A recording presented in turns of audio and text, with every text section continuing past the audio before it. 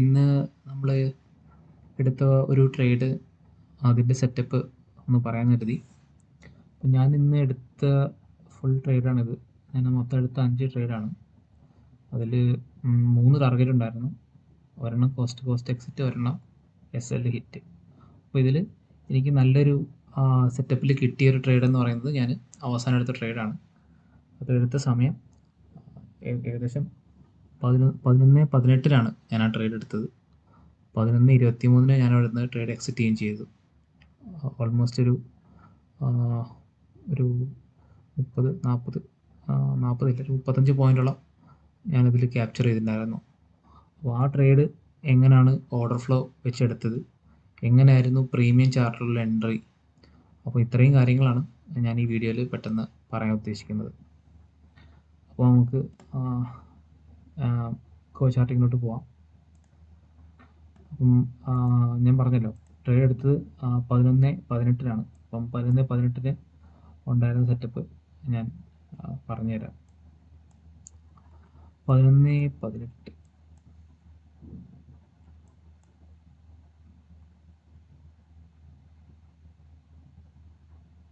Okay. ഇത് ഈ പോയിന്റിന് 2-3 പ്രത്യേകതകളുണ്ടായിരുന്നു. അതായത് ഇതൊരു രാവിലെ വരച്ച ഒരു ട്രെൻഡ് ലൈനിൻ്റെ ഒരു പോയിന്റ് ആയിരുന്നു, പ്ലസ് അവിടെ VWAPൻ്റെ ഒരു ഇൻ്റർസെക്ഷൻ ഉണ്ടായിരുന്നു. അപ്പം 2 കോൺഫ്ലുവൻസസ് ഉണ്ടായിരുന്നു. അത് മാത്രമല്ല നമ്മൾ ഫിബ് വെച്ച് നോക്കുമ്പോഴത്തേക്കും ഈ സ്വിങ് ഇത് വെച്ച് നോക്കുമ്പോഴത്തേക്കും അതിൻ്റെ ഏകദേശം ഒരു 60% റീട്രേസ്മെൻറ്റ് ഏരിയയും കൂടെ ആയിരുന്നു അത്. അപ്പം ടോട്ടലി 3 കൺഫർമേഷൻ ഉള്ള ഏരിയ ആയിരുന്നു. ഞാൻ ഈ ഫിബിൻ്റെ ട്രേഡ് കയറിയതിൻ്റെ ശേഷമാണ് ഞാൻ ഈ ഫിബിൻ്റെ കാര്യം കാണുന്നത്. ഞാൻ ട്രേഡിൽ കയറുന്നതിൻ്റെ കാര്യം, ഒന്ന് VWAPൻ്റെ ഇൻ്റർസെക്ഷൻ ഉണ്ടായിരുന്നു, 2 ഞാൻ വരച്ച ട്രെൻഡ് ലൈനിൻ്റെ ഇൻ്റർസെക്ഷൻ ഉണ്ടായിരുന്നു. ഞാനവിടെ എന്താണ് ഓർഡർ ഫ്ലോയിൽ എന്താണ് സംഭവിച്ചതെന്ന് ഞാൻ പറഞ്ഞുതരാം.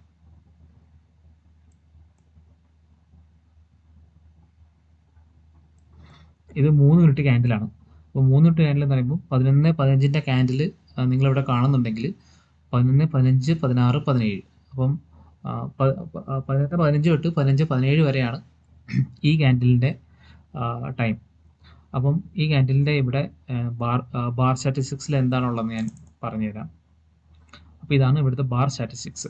അപ്പം ഈ ബാർ സ്റ്റാറ്റിസ്റ്റിക്സ് കണ്ടു കഴിഞ്ഞാൽ നമുക്ക് ഇവിടുത്തെ മാക്സ് ഡെൽറ്റ എന്ന് പറയുന്നത് 65 ആണ്. ഈ 65 എന്ന് പറയുന്നത് സീറോനേക്കാൾ, നമ്മൾ ഈ മാക്സ് ഡെൽറ്റയുടെ വാല്യൂസ് ഒക്കെ വരുമ്പോഴത്തേക്കും സാധാരണ നമ്മൾ ഈ ഫുട് പ്രിൻറ്റ് ചാർട്ട് നോക്കുന്ന ആൾക്കാർക്ക് അറിയാം, ഒരു 5000ൻ്റെ മേളിൽ 5000+ ആണ് ഒരു നോർമൽ റേഞ്ച് എന്ന് പറയുന്നത്. ഈ 5000 ഉള്ള ഈ മാക്സ് ഡെൽറ്റ പെട്ടെന്ന് 65 വരികയാണെങ്കിൽ ഓൾമോസ്റ്റ് സീറോ ആയിട്ട് തന്നെ കൺസിഡർ ചെയ്യാൻ പറ്റുന്ന ഒരു സംഭവമാണ്. അപ്പോൾ അതിൻ്റെ അർത്ഥം എന്താണെന്ന് വെച്ചാൽ അവിടെ മാർക്കറ്റ് ബൈയിങ് പാർട്ടിസിപ്പൻസ് ഭയങ്കര കുറവായിരുന്നു. മാർക്കറ്റ് ബൈയിങ് പാർട്ടിസിപ്പൻസ് കുറവായിട്ടും ഈ ഒരു വിക്ക് ഇവിടെ ഇത്രയും വലിയൊരു വിക്ക് ഇവിടെ ഫോം ചെയ്യണമെങ്കിൽ അതിനൊരൊറ്റ കാരണമേ ഉള്ളൂ, അവിടെ ഒരു ലിമിറ്റ് ബയർ ഉണ്ടായിരുന്നു.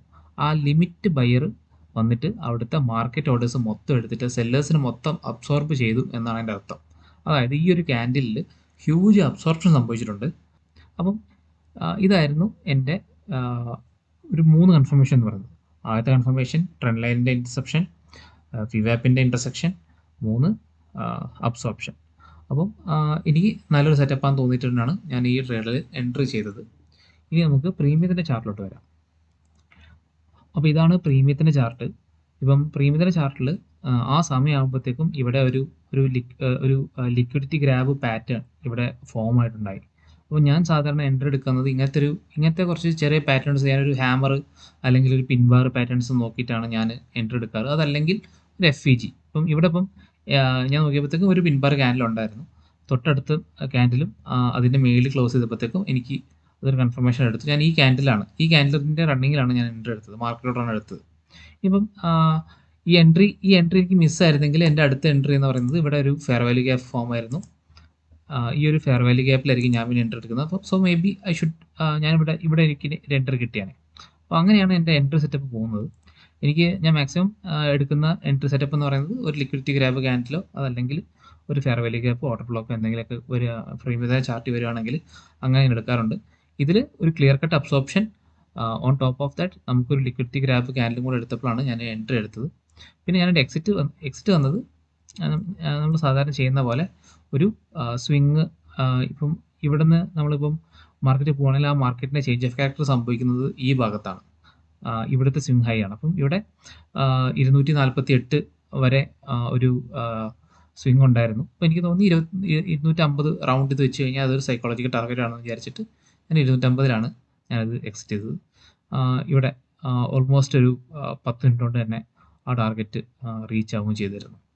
അപ്പോൾ ഇതാണ് ഈ ട്രേഡ് എടുക്കാനുള്ള എൻട്രി സെറ്റപ്പും പിന്നെ അതിൻ്റെ എന്താ പറയുക, അതിൻ്റെ ഫ്യൂച്ചറിൻ്റെ ചാർട്ടിൽ വന്നിരിക്കുന്ന അബ്സോർപ്ഷൻ വെച്ചിരിക്കുന്ന അബ്സോർപ്ഷൻ കാരണം ഉണ്ടാകുന്ന ആ സെറ്റപ്പും.